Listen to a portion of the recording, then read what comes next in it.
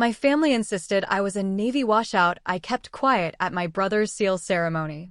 Then his general suddenly met my gaze and said, "Colonel, you're here." The crowd went dead still. My father's jaw dropped. You know that feeling when your entire life gets flipped upside down in an instant? That's what happened to me, Natalie. One minute, I had my perfect future all planned out, and the next, my baby sister Amanda left her 3-month-old on my doorstep and vanished. But the real gut punch? My own parents, the people who were supposed to be there for me, looked me in the eye and said, "She is your burden now." 10 years later, after I'd built a beautiful life with Lily, the daughter of my heart, they all came back, trying to rip her away. And in court today, I handed the judge a sealed folder that made his eyes widen. He looked at them, then at me, and asked, "Do they even know what you have?" I just nodded. Trust me, you'll want to hear this. Before Lily crashed into my life, everything was on track. I was 24, a pediatric nurse at Memorial, just promoted to head nurse and madly in love with Mark, an architect I'd met through friends. We were talking about moving in, dreaming about our future. My perfect timeline, right? Then came that rainy Tuesday night in October. I just staggered home from a grueling 12-hour shift, kicked off my shoes, and melted onto the couch with wine and takeout. Around 9:30, the doorbell rang. I almost ignored it, thinking it was a wrong number. But then it rang again, more insistently. Reluctantly, I got up. What I found changed everything forever. There, on my welcome mat, was a car seat, covered by a thin blanket to shield it from the rain. My heart hammered against my ribs as I pulled back the fabric. Inside, a tiny baby girl, maybe 3 months old, with rosy cheeks and a wisp of dark hair. Exactly like my sister, Amanda. Tucked into the side was a folded note. Her handwriting. I knew it immediately. Her name is Lily. I cannot do this. Take care of her. I am sorry. 7 words. 7 words that shattered my neat little world and rebuilt it into something I couldn't even comprehend. I looked up and down the deserted street, but Amanda was gone. I called her cell, voicemail. My hands trembled as I carefully lifted the car seat, bringing Lily inside. She was sleeping peacefully, utterly unaware that her mother had just abandoned her. My first call after Amanda's voicemail was to my parents. Their response, it still makes my stomach churn. "We told her not to have that baby," my mother said, her voice like ice. "She made her choice, and now she's running away from it." Typical Amanda. But what do? I pleaded, panic tightening my chest. "I can't just keep a baby. I don't know anything about infants." My father's voice was firm, unyielding. "She is your burden now, Natalie. We are done cleaning up after Amanda. We are too old for this. She left her with me, not you." I argued, desperation rising. "She's your granddaughter." "And we never asked to be grandparents," my mother retorted. "Especially not to the child of whatever random man Amanda hooked up with." They hung up. Just like that. Refused to come over. Refused to offer help. I sat on my couch, staring at the sleeping baby, completely, utterly overwhelmed. Lily woke soon after, her face scrunching into a hungry cry that sent me into a full-blown panic. I had nothing for a baby. No formula, no diapers, nothing. I called Mark, hoping he'd come through. His reaction? Almost as shocking as my parents. "A baby? Your sister just dumped her kid on you? That is insane, Natalie. You need to call social services." "I can't just call social services in the middle of the night. She's my niece. Can you please just go to the 24-hour store and get some formula and diapers?" "This is not our problem," he said, that firm tone again. "This is exactly the kind of drama your sister always creates. Don't get pulled into it." I hung up, realizing I was entirely alone. So, in my work scrubs, I carefully placed Lily back in her car seat and drove to the nearest 24-hour supermarket. I wandered the baby aisles, frantically Googling what formula to buy for a 3-month-old, what size diapers she needed. A kind elderly woman working the night shift, her eyes full of concern, helped me gather the essentials. That first night was a blur of crying, formula temperature checks, and diaper changes. I called into work, requesting emergency family leave, something I'd never done in my 5 years at the hospital. My supervisor, bless her, granted me 2 weeks. I filed a police report, but the officers weren't particularly concerned. No crime, they said, in a mother leaving her child with a family member. Amanda wasn't missing, she'd chosen to leave. They warned me not to expect much. I also called a family lawyer who explained I'd need to file for temporary guardianship, a process that would take time and money I barely had. Those first days were a fog of clashing emotions. I was furious at Amanda for abandoning her child, for disappearing without a proper explanation. But every time I looked at Lily, at her tiny fingers, her trusting eyes, my anger melted into a fierce, protective love. She was innocent in all this, completely dependent on someone to care for her. That first night, I made a makeshift crib from a drawer lined with blankets and slept on the couch beside her. Waking every few hours to her hungry cries, I'd feed her in the quiet darkness. Watching her tiny face relax in contentment, I whispered a promise I'd keep for the next decade. I don't know what happened with your mom, but I am here now. I will figure this out. You're safe with me. Within 2 weeks, it was clear Amanda wasn't coming back. I had to make drastic changes. My one-bedroom apartment was too small, so I found a 2-bedroom closer to the hospital, stretching my budget to its breaking point. Moving costs, baby furniture, reduced work hours, my savings account took a massive hit. But I was determined to create stability for Lily. Becoming an instant mother was nothing like I'd imagined. No time to prepare, read books, or set up a nursery. I learned by necessity, often calling the pediatric nurses I worked with for advice when Lily had a fever or wouldn't stop crying. My nursing background helped with the medical stuff, but nothing prepared me for the emotional and logistical chaos of suddenly parenting alone. Work became a complicated ballet. I reduced my hours, switched to mostly day shifts, and arranged childcare with Gloria, a woman who ran a small daycare from her home. The career advancement I'd worked so hard for was put on indefinite hold. My supervisor was understanding, but made it clear my management track would be delayed. The legal process for temporary guardianship was extensive and expensive. Hours of paperwork, meetings with court-appointed evaluators, hearings. Without Amanda there to formally transfer custody, everything took twice as long. I was fingerprinted. My home was inspected. My entire life scrutinized to see if I was fit to care for my own niece. Meanwhile, my relationship with Mark crumbled. His initial reluctance turned into resentment. I didn't sign up to date a single mom, he snapped during one of our increasingly frequent arguments. We had plans, Natalie. Travel, buying a house, building. Our careers. How does any of that happen now? Life happens, I told him, my voice tight. Plans change. What was I supposed to do? Put her in foster care. Maybe that would have been better for everyone, he muttered. That was it. I packed his few things and told him not to contact me again.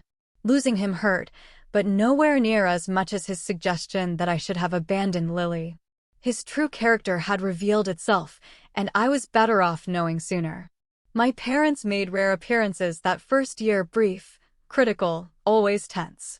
My mother would eye my apartment with thinly veiled disapproval, comment on how tired I looked or how cluttered the space was. She'd hold Lily awkwardly, like she might break, never offering to change a diaper or give a bottle.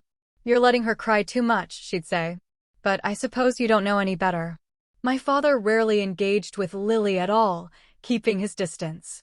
He'd stand in the doorway, arms crossed, watching as if the whole scene was a disaster he was being forced to witness. Has anyone heard from Amanda? He'd ask, his voice tight with anger. That was the only time he showed any real emotion about the situation. If I had heard from Amanda, you would be the first to know, I'd reply, knowing it was a lie.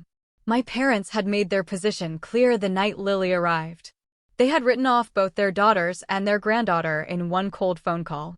Thankfully, I found support elsewhere. My coworkers threw a baby shower, gifting me essentials and hand-me-downs.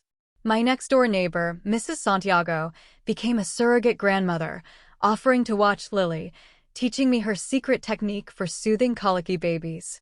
Around Lily's 3-month mark, I hired a private investigator with money I couldn't really spare. He tracked down information. Amanda had traveled to California, Worked at a restaurant in San Diego for a few weeks, then the trail went cold. It was both a relief and a heartbreak to know she was alive, but choosing to stay away. Despite the chaos, Lily thrived. She rolled over, sat up, crawled, and spoke her first word, Nana. That became her name for me. Each milestone was celebrated, photos and videos carefully saved for a future where she might want to know about her early life. I created a memory box for these mementos, along with the few items she'd arrived with, including Amanda's note. Lily's first birthday wasn't elaborate, but I invited the small circle of people who had supported us. Mrs. Santiago made a beautiful cake, my friends from work brought balloons, and Lily smashed frosting all over her face while everyone cheered. My parents declined to attend, claiming a prior commitment. As I tucked Lily into bed that night, now in a proper crib in her own room, decorated with secondhand furniture and sale decals, I realized something profound. Despite all the hardship, stress, and sacrifice, I couldn't imagine my life without her. In just 1 year, this child who had arrived as a responsibility had become the absolute center of my world. I wasn't just caring for her out of obligation anymore. I loved her fiercely, completely, as if she had been mine from the beginning. "Happy birthday, sweet girl," I whispered, kissing her forehead. We made it through our first year together. Here's to many more. 5 years flew by. Lily started kindergarten, a bittersweet milestone that filled me with pride and nostalgia. Our mornings were a well-choreographed dance of breakfast, outfit choices, and backpack checks. Lily was an early riser, often waking me by climbing into my bed with her stuffed bunny, Hoppy, and a steady stream of questions. "Nana, is today library day? Can I wear my star shoes? Will you make pancakes with blueberry smiles?" I'd transitioned to a school nurse position at a different elementary school to maintain boundaries. The job came with family-friendly hours and holidays off, a crucial change that allowed me to be more present for her. My career ambitions had shifted dramatically. No more climbing the hospital hierarchy, just finding stability and balance for our little family of 2. Our apartment became a true home, walls covered with Lily's artwork and photos. Her personality had blossomed into something remarkable, a combination of curiosity, resilience, and creativity that amazed me daily. She loved building elaborate worlds with blocks, creating stories, and asking questions that sometimes left me searching for answers. We had our special traditions. Friday nights were movie nights with homemade popcorn and pillow forts. Sunday mornings meant visits to the local park, where Lily had favorite climbing structures, and I had a bench where I could watch her play, chatting with other parents. These simple rituals created the stability children crave, especially those who've experienced early disruption. As Lily grew, her questions about her origins became more frequent and complex. I'd always been truthful, in age-appropriate ways, explaining that her mother was my sister, who hadn't been ready to be a mommy when Lily was born. "Where is she now?" Lily would ask, her eyes wide with innocent curiosity. "I don't know exactly," I'd answer honestly. "But she made sure you came to me, because she knew I would love you very much." "Will she ever come back?" "I don't know that either, sweetheart. But no matter what, you and I are a family." To help her understand, I created a storybook with pictures, explaining how families come in all shapes and sizes. Some kids live with grandparents, some with 2 moms or 2 dads, some with just 1 parent, and some, like Lily, with an aunt who loves them more than anything in the world. My parents maintained their distance, visiting maybe 3 or 4 times a year, always with the same tension and criticism. My mother would bring gifts inappropriate for Lily's age or interests, showing how little she paid attention. "She should be in ballet by now," my mother would comment, bringing yet another tutu for a child who preferred dinosaurs and building blocks. "All the girls in the neighborhood are taking lessons."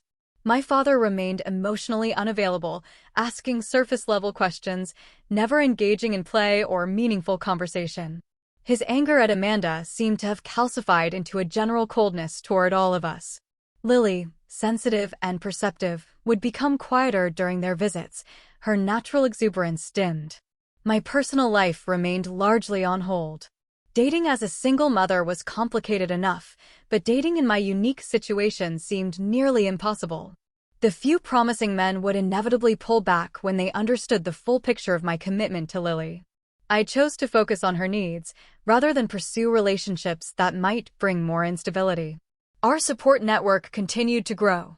I joined a single parents group, finding solidarity and friendship. Lily formed close bonds with the children of my friends, creating a chosen family that celebrated holidays and milestones with us. Financial stability remained a constant struggle. I took a second job, doing telehealth nursing consultations 2 evenings a week after Lily was asleep, to build a college fund for her future.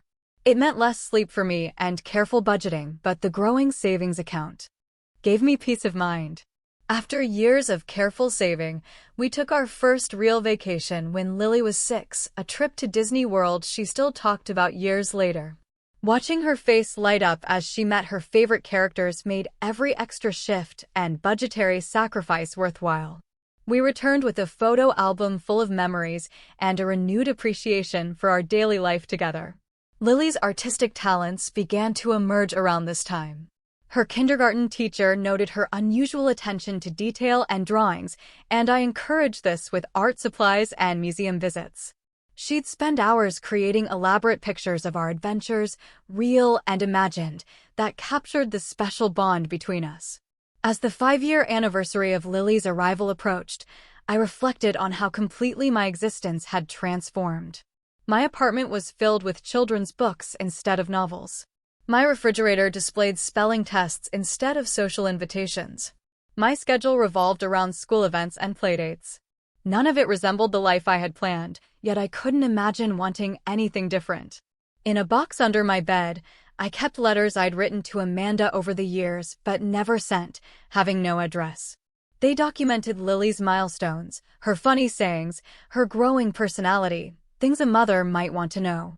Sometimes I wondered if Amanda ever thought about the daughter she'd left behind, if she regretted her decision, or if she'd found whatever she was looking for when she drove away that rainy night. "Look what I made for you, Nana," Lily called, interrupting my thoughts as she ran into the kitchen, holding a carefully drawn picture of 2 figures, one tall, one small, surrounded by a large red heart. "That's beautiful, sweetie," I said, pulling her into a hug. "Is that us?" "Yes, that's you and me inside a heart, because we're a heart family, not a blood family." Miss Peterson told us that some families are made from blood and some are made from heart, and heart families are just as real. "Miss Peterson is very wise," I said, blinking back tears. "We are definitely a heart family. And that's the best kind," Lily declared with the absolute certainty only a 5-year-old can possess. I hung the picture on the refrigerator alongside her other masterpieces, a visual reminder of what we had built together out of the most unexpected beginning. For more years passed in a comfortable rhythm of school years, summer breaks, holidays, and the everyday moments that form the foundation of a family life. Lily was 9, thriving in 4th grade with good friends and a passion for both art and science. She'd grown into a thoughtful, resilient child with my sister's artistic talent, but a steadiness of character that was entirely her own. Then the phone call came. It was an ordinary Tuesday evening. I was helping Lily with her solar system science project. An unknown number flashed on my screen. I almost ignored it, assuming telemarketer. But some instinct made me answer. "Hello, Natalie." The voice was hesitant, familiar, yet strange after so many years. "It's Amanda." My hand tightened on the phone. I quickly stepped into my bedroom, away from Lily's curious eyes. "Amanda, where are you? Are you okay?" "I'm fine. I'm actually in town. I was hoping we could meet." Her voice sounded steadier than I remembered, more mature. We arranged to meet at a cafe the next day while Lily was at school. I spent the night alternating between anxiety, anger, and a strange sense of relief that she was alive and well.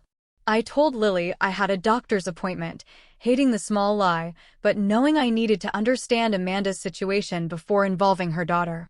The woman who walked into the cafe was almost unrecognizable from the troubled sister I remembered. Amanda was 32 now. her hair styled in a sophisticated bob instead of the wild curls of her youth. She wore a tailored blazer and carried an expensive-looking handbag. She looked healthy, put together, worlds away from the overwhelmed young mother who'd left her baby on my doorstep a decade ago. "You look good," she said as she sat down across from me. "Really good." "You too," I replied, studying her face for traces of the sister I'd once been close to. "You seem well." "I am," she said, twisting her hands nervously despite her composed appearance. "I've been sober for 7 years now. I completed rehabilitation, got my degree in graphic design, and I'm married to a wonderful man named Thomas." She proceeded to tell me a story of recovery and redemption. After leaving Lily with me, she had spiraled further into drug addiction, living on the streets of San Diego for a time before hitting rock bottom and checking herself into rehabilitation. There she met Thomas, a counselor, and after completing her program and maintaining sobriety, they had eventually married. They had no children of their own. "I wasn't fit to be a mother then," she admitted. "I was using heavily during my pregnancy, though I tried to stop. I was terrified Lily would have health problems because of me. When she seemed okay, I thought I could handle it. But the postpartum depression hit hard, and I went back to using. The night I brought her to you, I had been using for days. I knew I was going to hurt her if I kept her. Leaving her with you was the only good decision I made during that time." I showed her photos on my phone of the childhood she had missed, Lily's first steps, first day of preschool, kindergarten graduation, birthday parties, Halloween costumes, Christmas mornings. Amanda wiped tears as she swiped through the evidence of a decade of absence. "She's beautiful," she whispered. "So beautiful and clearly happy. You've done an amazing job, Natalie." My emotions were chaotic, a mixture of the old anger at her abandonment and a new, cautious hope that perhaps Lily could have a relationship with her birth mother after all. We talked for hours, carefully navigating a decade of separation and the complex reality of our situation. "I would like to meet her," Amanda said finally. "If you think that would be okay." After careful consideration and consultation with a child psychologist, I arranged the first meeting between Amanda and Lily. I prepared Lily by explaining that my sister, her birth mother, had been very sick when Lily was a baby, but was better now and wanted to meet her. I emphasized that nothing would change about our life together, but that Amanda might become a part of our extended family, like an aunt. The meeting took place at a neutral location, a children's museum, where Lily could feel comfortable and engaged. Lily was uncharacteristically shy, clinging to my hand as Amanda approached with a nervous smile. "Hello, Lily," Amanda said softly. "I've been looking forward to meeting you for a long time." "Hi," Lily replied, half hiding behind me. "Nana says you're her sister." "That's right. And I'm also your birth mother, which means you grew in my tummy before you were born." Lily nodded solemnly. "But Nana is my real mom," Lily declared, "because she takes care of me and loves me and helps me with homework and makes me soup when I'm sick." Amanda's eyes filled with tears, but she smiled bravely. "That's absolutely right. You are very lucky to have such a wonderful mom." Over the following months, Amanda became a cautious presence in our lives. We established a routine of supervised visits, gradually increasing the time as Lily became more comfortable. Amanda was respectful of boundaries, never pushing for more than I was comfortable with, always deferring to my parenting decisions.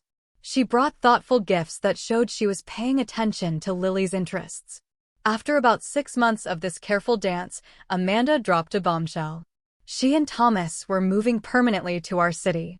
She'd accepted a job at a local design firm, and they'd purchased a house just 20 minutes from our apartment. "We want to be closer to Lily," she explained over coffee. "To be a regular part of her life." Warning bells rang in my head, but I pushed aside my concerns. This could be positive for Lily, I reasoned, having her birth mother in her life in a healthy way. I invited Amanda and Thomas for dinner, wanting to get to know the man who would be around my niece. The dinner went well on the surface.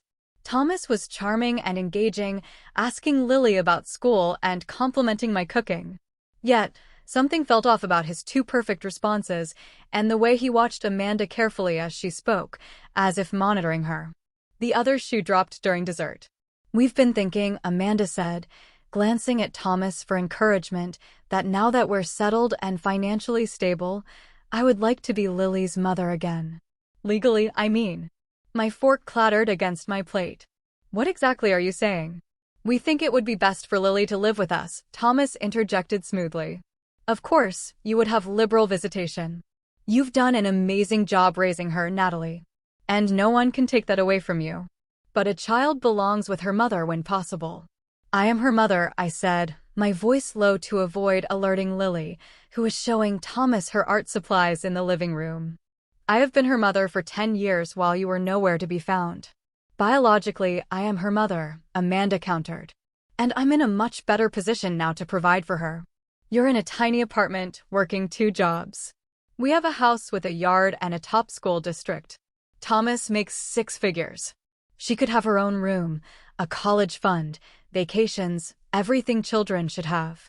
She already has everything she needs, I said, struggling to keep my voice steady, including stability and security with the only parent she has ever known. The conversation ended uneasily with promises to discuss it further. After they left, I sat in stunned silence, processing the threat to everything I had built with Lily.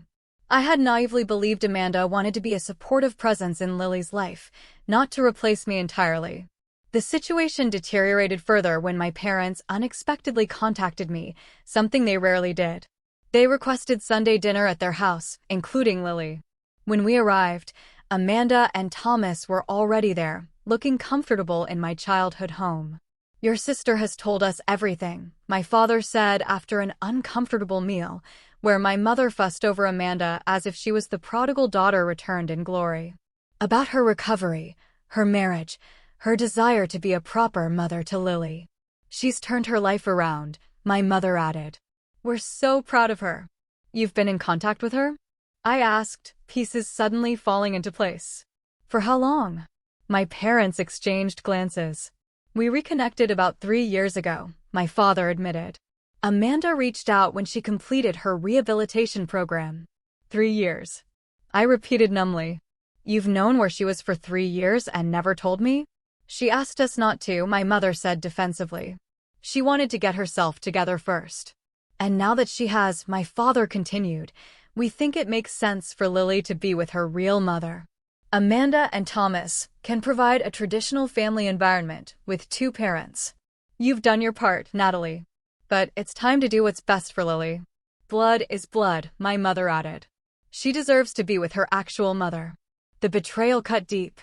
Not only had Amanda returned with the intention of taking Lily from me, but my parents had apparently been supporting this plan, maintaining contact with Amanda for years while continuing their cold, critical visits to us. We're leaving, I said, standing abruptly and reaching for Lily's hand. Lily, put on your coat, please. But we haven't had dessert. Lily protested, confused by the tension she clearly sensed. We'll get ice cream on the way home, I promised, helping her with her coat while avoiding eye contact with my family. As we drove home, Lily was uncharacteristically quiet, staring out the window. Nana, she finally said in a small voice, Grandma said I might go live with Aunt Amanda and Uncle Thomas. Is that true? My heart broke at the anxiety in her voice. No, sweetie. You live with me. That is your home. But she said Aunt Amanda is my real mom, and I should be with her. I pulled the car over, unbuckled my seatbelt, and turned to face her fully. Listen to me, Lily. You and I are a family. We have been since the day you came to me. Nothing is going to change that. I promise you. Her bottom lip trembled. Cross your heart. Cross my heart, I said firmly, making the gesture that had sealed all our important promises since she was tiny. No one is going to take you away from me. That night, after Lily finally fell asleep, I found her in the throes of a nightmare, calling out, "No, no, don't take me," in her sleep. As I held her, soothing her back to peaceful slumber, a cold determination settled in my chest. I would fight with everything I had to keep my promise to her. The certified letter arrived 3 weeks later, its formal language disguising the bomb it contained. Amanda was petitioning for restoration of her parental rights and custody of Lily. The family court date was set for 30 days later. Each legal term felt like a physical blow, biological parent, termination of guardianship, best interests of the minor child, home study, psychological evaluation. The words swam before my eyes as I realized that the life we had built together could potentially be dismantled by a judge who knew nothing about our bond, our daily rhythms, our love. I emptied my savings account and took out a loan to pay the retainer for Julia Hernandez, an attorney specializing in family law whom a colleague had recommended. Her office was warm but professional, with children's books and toys in the corner, suggesting she understood the human stakes of her work. "I won't sugarcoat this," Julia said after reviewing my case. "Biological parents have strong rights in our legal system, even ones who have been absent. However, the length of time you have been Lily's caregiver and the circumstances of the abandonment work in your favor. 10 years is practically Lily's entire life, and judges are reluctant to disrupt a child's stable environment without compelling reasons. We developed a strategy focusing on documenting the reality of our life together. I gathered school records showing my consistent attendance at parent-teacher conferences and involvement in Lily's education. I collected medical records demonstrating my attentive care through childhood illnesses and regular checkups. I requested letters from Lily's teachers, our neighbors, and friends who could attest to the loving home we had created. When the initial legal documents from Amanda's attorney arrived, I discovered something that sent me reeling. My parents had provided affidavits supporting Amanda's petition, making claims that stunned me with their dishonesty. According to my mother's statement, I had manipulated the temporary situation to alienate Lily from her biological mother and extended family. My father claimed I had refused numerous requests for family visitation and deliberately kept Lily separate from family traditions and gatherings. Both portrayed Amanda as a young mother who had made a mistake and deserved a second chance with her daughter. This is completely false, I told Julia, my hands shaking as I set down the papers. They visited only when it suited them, showed minimal interest in Lily, and were critical of me at every turn. They knew where Amanda was for years and never told me. Now they're painting me as some kind of villain who stole her child. Family custody battles often bring out the worst in people, Julia said gently. The good news is that these statements can be refuted. We can document the actual frequency of their visits and communication. Do you have text messages, emails, or other records of your interactions with your parents over the years? I did. I had saved emails and texts out of a habit born from dealing with their unpredictable behavior, documenting canceled visits and critical comments. I had never imagined they would be evidence in a custody battle. The stress began to affect Lily. She started having trouble sleeping, became clingy before school, and her normally excellent grades began to slip. Her teacher called to report that Lily had burst into tears during class when another child talked about moving to a new house. I arranged for her to see a child psychologist specializing in family transitions, trying to help her process her fears while shielding her from the worst of the legal battle. Lily exhibits significant anxiety about potential separation from her primary caregiver, the psychologist reported. She associates her birth mother and that side of the family with insecurity and fear of abandonment. Forcing a custody change at this point could result in significant emotional trauma. I rehired the private investigator who had helped me years before, asking him to look into Amanda and Thomas's claims about their stable, perfect life. His initial findings were concerning. While Amanda did appear to have maintained sobriety, Thomas had a history that had not been disclosed, including a domestic violence charge from a previous relationship that had been dismissed under unclear circumstances. The discovery process was grueling. Amanda's attorney requested extensive documentation of my finances, work history, and even my dating life, attempting to paint me as too busy, too poor, or too distracted to properly care for Lily. Each demand felt like an invasion, forcing me to justify the life we had built together to strangers who knew nothing about our daily happiness. Explaining the court case to Lily was one of the hardest conversations of my life. I had promised her she would stay with me, and now I had to prepare her for the possibility, however remote, that a judge might decide otherwise. The judge has to listen to everyone and make a decision about what is best for you, I explained, sitting with her on the edge of her bed. Aunt Amanda wants you to live with her and Uncle Thomas, and I want you to continue living with me. The judge will decide. But I want to stay with you, Lily said, her eyes filling with tears. Why does a judge get to choose my mom? I already chose you. I know, sweetheart, I said, pulling her close. And I chose you too. We are going to tell the judge that. And I will do everything I can to make sure we stay together. Will I have to talk to the judge? She asked, fear evident in her voice. Maybe, I answered honestly. But if you do, I will be right there with you, and you just have to tell the truth about how you feel. I'm scared, she whispered. Me too, I admitted. But being scared is okay. Sometimes we'll be scared together, and we'll get through this together, just like we've gotten through everything else. As the court date approached, I tried to maintain as much normalcy as possible for Lily's sake. We kept our Friday movie nights and Sunday park visits. I helped with homework, attended her art show at school, and pretended everything was fine while my insides twisted with anxiety about our future. The timing of Amanda's return after exactly 10 years seemed suspicious, a detail that nagged at me. I mentioned it to the private investigator during one of our updates. That does seem convenient, he agreed.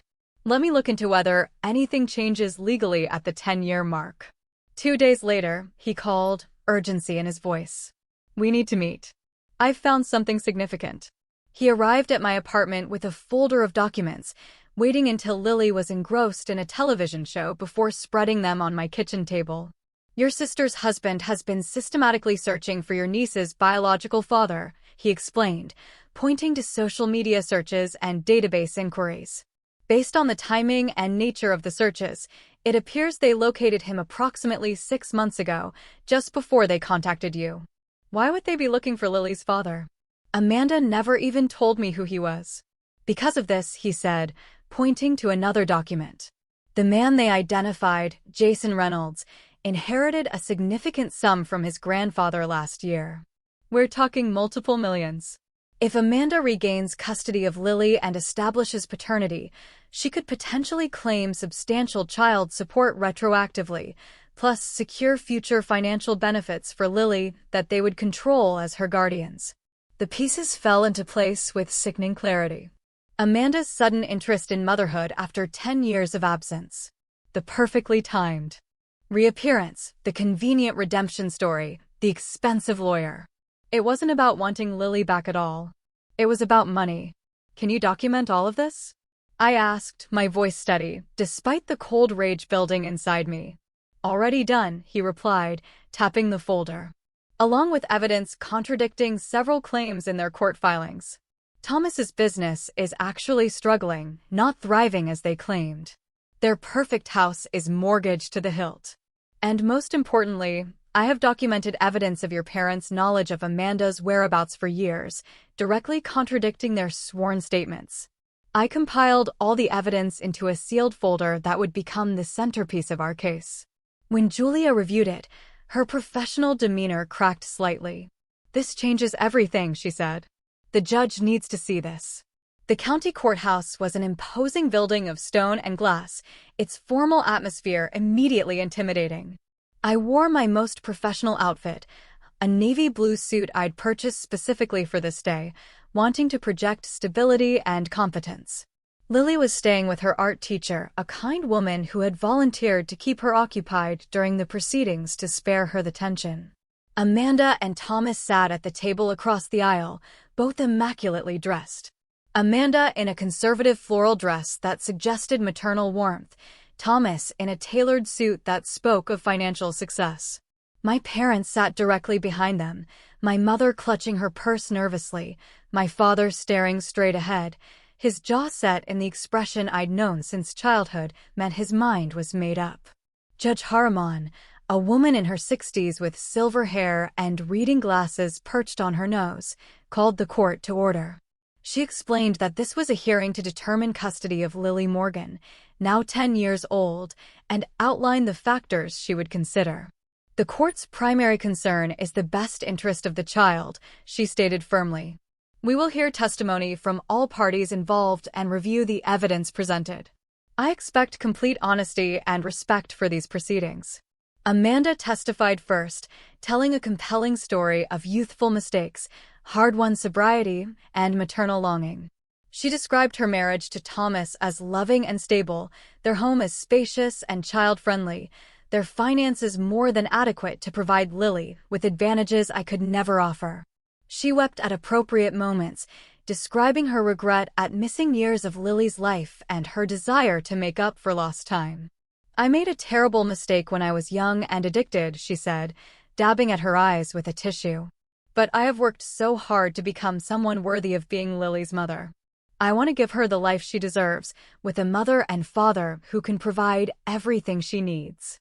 Thomas followed with equally polished testimony, describing their 4-bedroom house with a backyard perfect for a child, the excellent school district they had specifically chosen with Lily in mind, and his financial ability to ensure she would never want for anything. He spoke of college funds already established, family vacations planned, and his desire to be the father figure Lily had lacked. "We can offer Lily stability, a traditional family environment, and opportunities that simply are not possible in her current situation," he said confidently. "While we respect what Natalie has done, we believe Lily belongs with her mother and in our home." My parents testified next, both reinforcing the narrative Amanda had constructed. My mother spoke of her joy at Amanda's recovery and her belief that Lily would benefit from a relationship with her real mother. She claimed I had been resistant to family gatherings and had deliberately kept Lily separate from them, preventing the bond that should have developed between grandparents and grandchild. "Natalie has always been stubborn," she said with a sigh that suggested long-suffering patience. "Once she decided Lily was hers, she shut out the rest of the family. We tried to be involved, but she made it so difficult." My father's testimony was briefer, but equally damaging. He described Amanda as reformed and deserving of a second chance, while characterizing me as controlling and unwilling to acknowledge Lily's need for her biological mother. "Blood is blood," he stated, echoing the sentiment from our family dinner. "A child belongs with her real mother when that is possible. Natalie has done her duty, but it is time for Lily to be with Amanda." Their testimonies felt like physical blows. Each false statement and twisted truth, another wound from the people who should have supported me. I clutched my hands in my lap to stop them from shaking, focusing on maintaining my composure for Lily's sake. Amanda's attorney, an expensive-looking man in a designer suit, then questioned me aggressively about my finances, my work schedule, and my personal life, attempting to portray me as barely managing and unable to provide the advantages Amanda and Thomas could offer. "Is it not true that you work 2 jobs to make ends meet?" he asked, his tone implying failure. "I work as a school nurse full-time and do telehealth consultations some evenings after Lily is asleep to build her college fund," I corrected. "And you live in a 2-bedroom apartment rather than a house?" "Yes," I replied, "in a neighborhood Lily knows well, close to her school and friends." "Have you maintained any serious relationships since becoming Lily's guardian?" "My primary focus has been providing stability for Lily, rather than dating," I replied. The questioning continued in this vein, designed to make my loving, stable home seem inadequate compared to the materially advantaged one Amanda was offering. I answered truthfully, but felt the implied judgment in each question, the suggestion that love and consistency were somehow less important than square footage and vacation plans. When my turn to present evidence came, the energy in the courtroom shifted. Lily's current and former teachers testified about her academic progress, social development, and the strong, secure attachment she clearly had to me. They described a happy, well-adjusted child who spoke of my mom, Nana, with love and trust. In my 20 years of teaching, I have rarely seen a parent as involved and attentive as Natalie, her current teacher stated firmly. Lily is thriving under her care. She is confident, kind to other children, and academically motivated. These are all signs of a child who feels secure and loved. The school counselor, who had been working with Lily since the custody issue arose, provided professional testimony about the potential psychological impact of removing Lily from the only stable home she had ever known. Lily identifies Natalie as her mother in every meaningful sense of the word, she explained. Forcing a change in her primary caregiver at this stage of development could result in significant attachment issues, anxiety, depression, and academic regression. The bond between them is profound and should not be disrupted without compelling reason. Finally, it was my turn to testify. I spoke from the heart about the 10 years of mothering Lily. From those first terrifying days of learning to care for an infant, to watching her grow into the amazing 10-year-old she now was. I described our daily routines, our traditions, our support network of friends and chosen family. I explained how I had always kept the door open for Amanda to be part of Lily's life, saving mementos and speaking of her birth mother in positive terms despite her absence. I have loved Lily as my own from the moment she came into my life, I concluded, my voice steady despite the raw emotion behind my words. Not because she is my biological child, but because she is my child in every way that matters. I have been there for every fever, every nightmare, every school project, every skin knee, and every triumph. I am not perfect, and I cannot offer her the material advantages that Amanda and Thomas claim they can. But I can offer her the security of knowing she is loved unconditionally by the parent who chose to be there every single day of her life. Then came the moment we had prepared for. Julia presented the sealed folder of evidence to the judge, requesting it be entered into the record. As Judge Harriman reviewed the contents, her expression changed from professional neutrality to visible concern. She looked up sharply, first at Amanda and Thomas, then at my parents. Counsel approached the bench, she said. After a brief, intense discussion with the attorneys, she turned to Amanda. Miss Morgan, are you aware of the contents of this folder? Amanda shook her head, looking confused. No, Your Honor. It contains evidence directly contradicting several key claims in your petition, the judge continued, including documentation that your husband has been actively searching for Lily's biological father, who recently came into a substantial inheritance. A murmur ran through the courtroom. Amanda's face paled as she turned to look at Thomas, whose expression had hardened into something cold and calculating.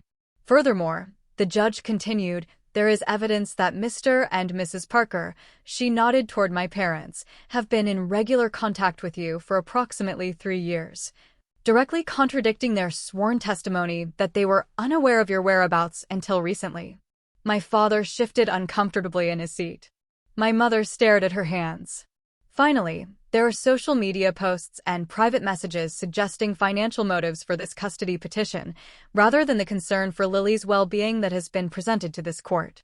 The judge turned her gaze directly to my parents. Mr. and Mrs. Parker, did you knowingly provide false testimony to this court regarding your knowledge of your daughter Amanda's whereabouts? My father cleared his throat. We were trying to protect her privacy during her recovery, Your Honor.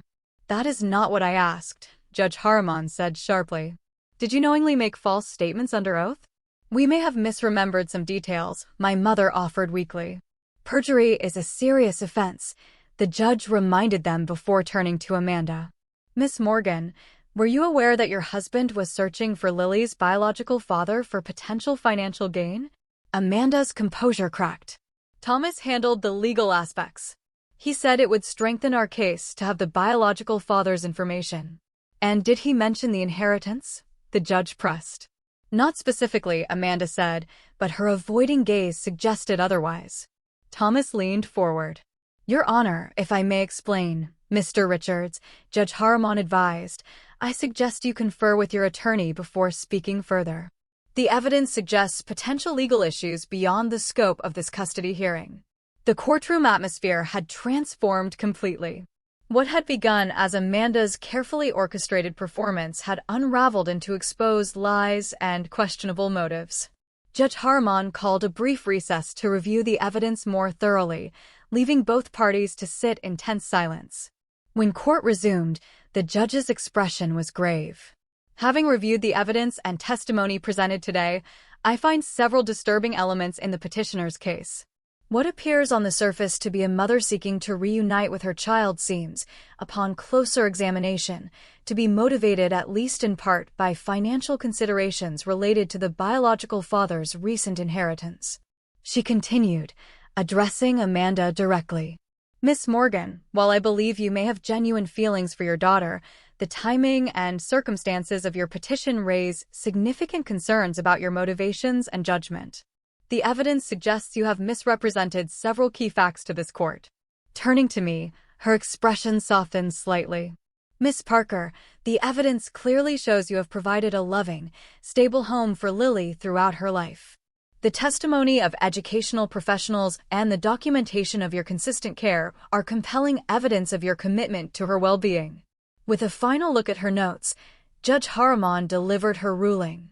It is the finding of this court that the best interests of the minor child, Lily Morgan, are served by maintaining her current living situation with her aunt and legal guardian, Natalie Parker. The petition for change of custody is denied. The relief that flooded through me was so intense, I nearly collapsed in my chair. Julia squeezed my hand in silent congratulation as the judge continued. Miss Morgan will be granted limited, supervised visitation to be arranged through family services, with the potential for expanded visitation in the future if deemed appropriate. Mr. and Mrs. Parker, she added, looking sternly at my parents, the court takes note of your apparent willingness to provide misleading testimony in this case. You are admonished that such behavior undermines the legal process designed to protect children like your granddaughter.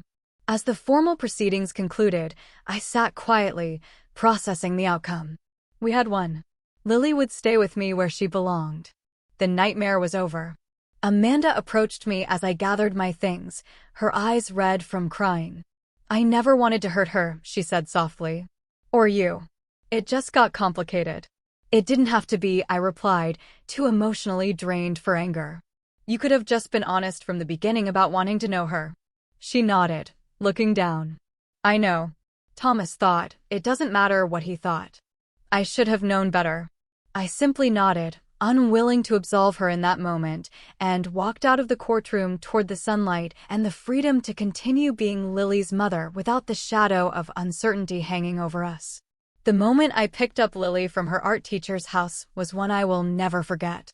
She ran to me, scanning my face anxiously for clues about the outcome. What did the judge say?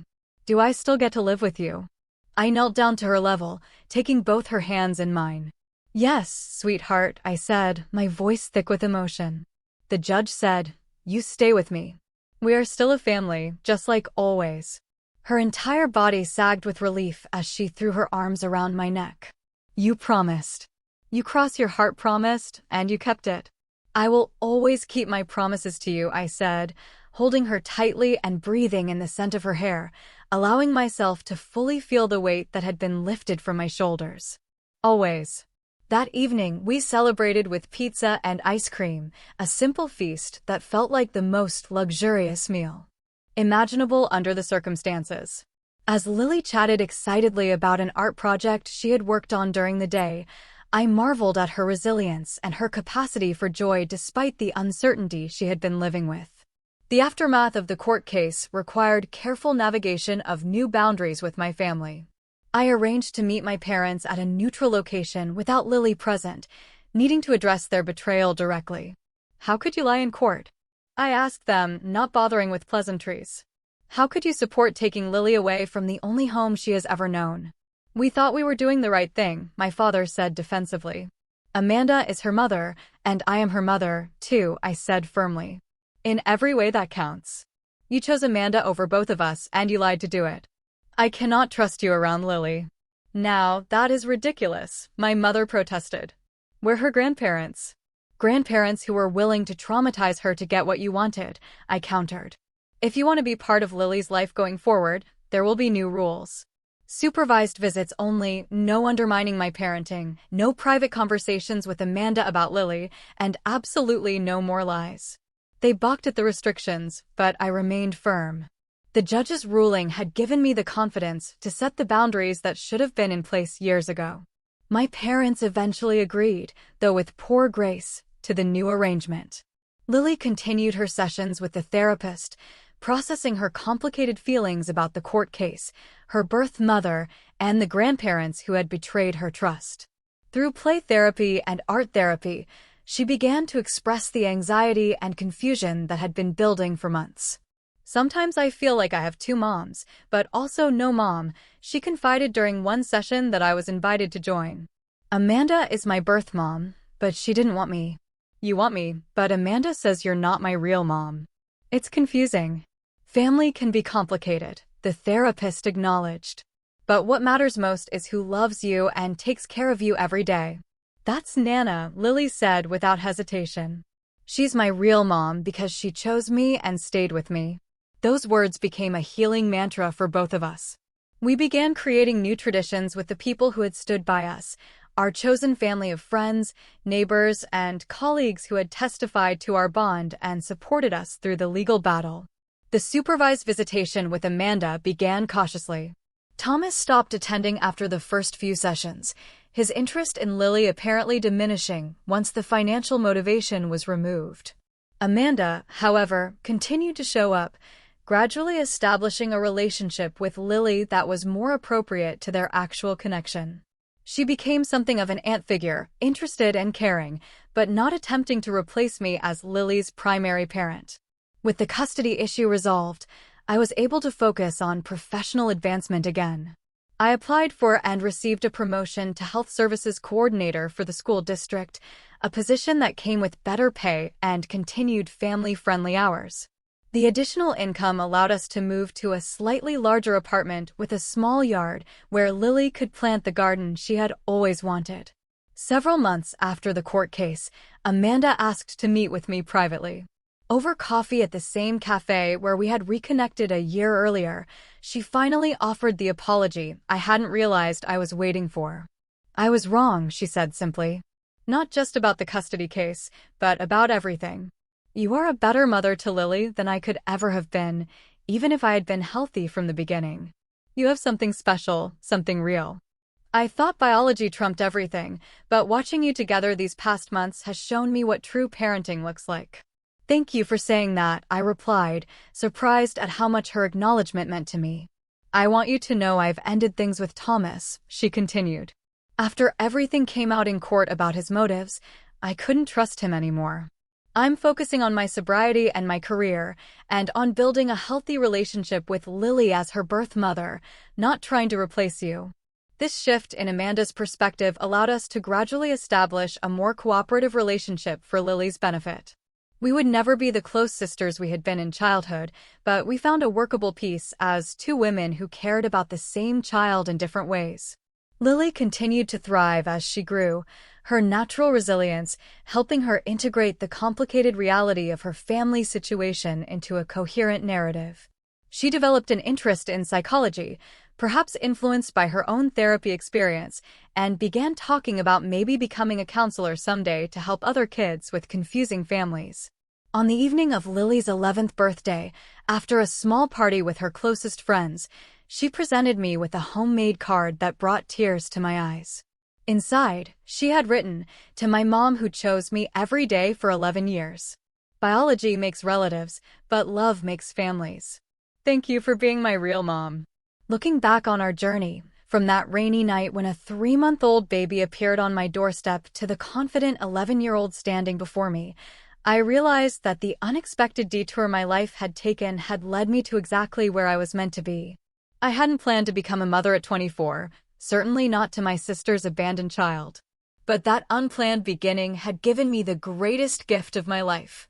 The definition of family I had grown up with, the one my parents still clung to, based on blood and obligation, had been replaced by a richer understanding. Family was not just who you were born to, but who you chose to love, and who chose to love you back, day after day, through challenges and joys alike. As Lily and I sat on our small balcony that evening, watching the sunset and talking about her dreams for the coming year, I felt a sense of peace that had been missing during the turmoil of the custody battle. We had weathered the storm together and emerged stronger, our bond tested and proven unbreakable. "Nana," Lily said thoughtfully, "do you ever wonder what would have happened if Mom hadn't left me with you that night?" Sometimes, I admit it, but then I think about all we would have missed, and I'm grateful things happened exactly as they did.